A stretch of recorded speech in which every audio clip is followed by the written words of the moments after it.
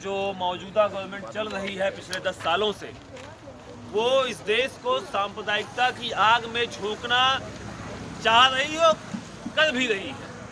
हम देख रहे हैं कि कैसे 2014 वाला जो इलेक्शन हुआ वो पूरे देश भर में इस नाम से लड़ा गया कि हम देश का विकास करेंगे, काला धन लेके आएंगे, बेरोजगारी खत्म करेंगे और तमाम भ्रष्टाचार के वादे थे कि उनको खत्म करेंगे। लेकिन गवर्नमेंट बनने के बाद हम देखते हैं सिलसिलेवार तरीके से इस देश में जो एक जमहूरियत को एक ताक पे रखा गया, हिंदू, मुस्लिम, क्रिश्चियंस, सिख, इन सब के बीच में नफरत का बीज जो डाला गया वो अभी भी जारी है।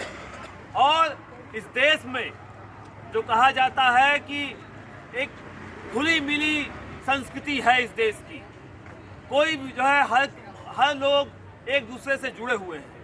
ऐसे देश में ये मोदी सरकार, ये भाजपा सरकार जो पिछले दिनों की है और जो कर रही है, आने वाले दिनों में जो करने वाली है, ये इस देश को विकास के नहीं विनाश के रास्ते पे लेके जाना चाहती है। हम देख रहे हैं कि अभी आज ही का अखबार की हेडलाइन थी कि अमित शाह जी जो है पूरे देश में बोल रहे हैं कि इलेक्शन से पहले सीए लेके आएंगे। हम देखते हैं कि इस देश में सीए के खिलाफ जो पूरे देश भर में शाहीन बाग उठ खड़ा हुआ था, सिर्फ इसलिए नहीं खड़ा हुआ था कि हम जो है कुछ लोग हैं जो लोग अपनी लड़ाई लड़ रहे हैं। बात यही थी कि इस देश को इस लाइन पे डिवाइड करने का था कि आप हिंदू हैं, ये मुसलमानों के लिए कानून लाया गया है।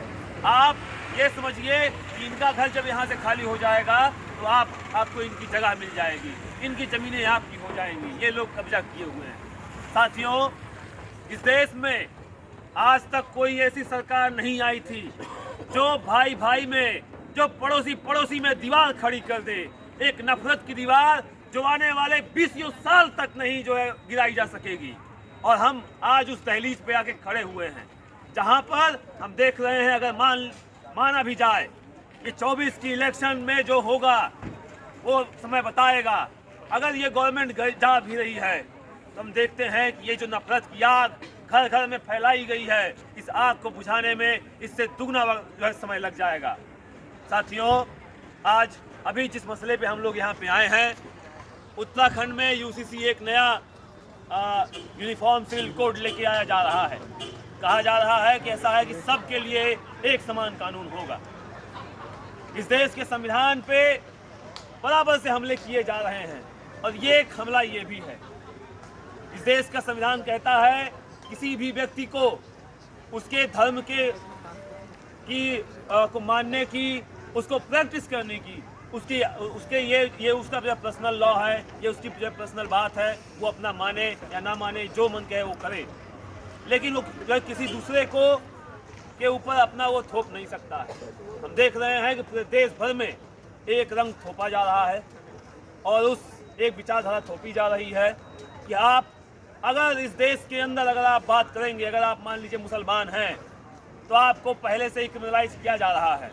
अभी कुछ दिन पहले आप जब देखे होंगे कुछ साल पहले 1-2 साल हुआ होगा किसान आंदोलन के, सिखों को खालिस्तानी बोल के जो है पूरे देश भर में प्रचार किया गया कि ये लोग खालिस्तानी है, खालिस्तान की डिमांड कर रहे हैं। ईसाइयों का आप देखिए, पूरे देश भर में 22 जनवरी को हमने देखा कि जाके चर्चों के ऊपर झंडे गाड़े गए हैं, उनके जो है जो उनकी इबादत गाह है उनको तोड़ा गया है। हम साथी देख रहे हैं, हम एक ऐसे समय में जी रहे हैं, हम एक ऐसे समय में बात कर रहे हैं जब आपको सच बोलना और संविधान की बात करना भी इस गवर्नमेंट के कान में जो है वो विस्फोट जैसी है और उसको सुनना नहीं चाहती है।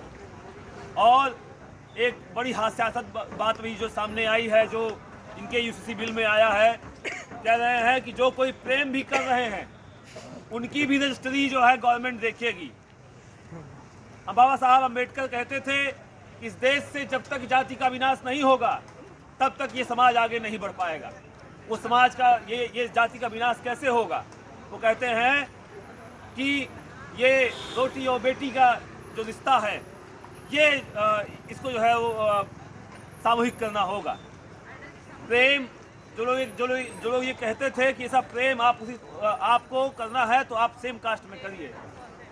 अभी हम देखते हैं कि हरियाणा मतलब बहुत सारे प्रदेशों में इसके नाम पे लिंचिंग होती रहती है, ऑनर किलिंग होती रहती है, और उसी को ये और पुख्ता करने के लिए कानून लाए गए हैं।